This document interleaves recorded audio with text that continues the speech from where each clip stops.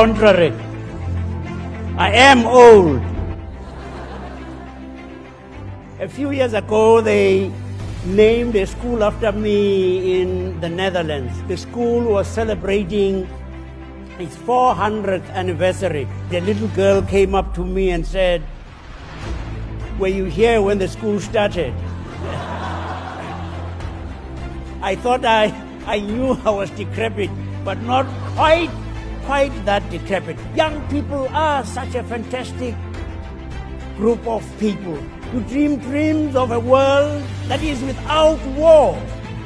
You dream dreams and you say, let us make poverty history. Hey, you oldies, why don't you care about carbon emission? The ice is melting in the Arctic. The polar bears are drowning. It's happening. The sea level is rising.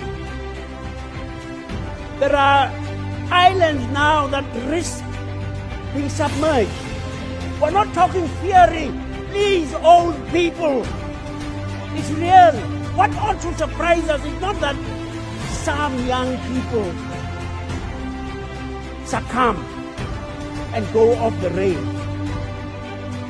What should be surprising us? What should be making us say, gee, they really are fantastic, is that so many don't.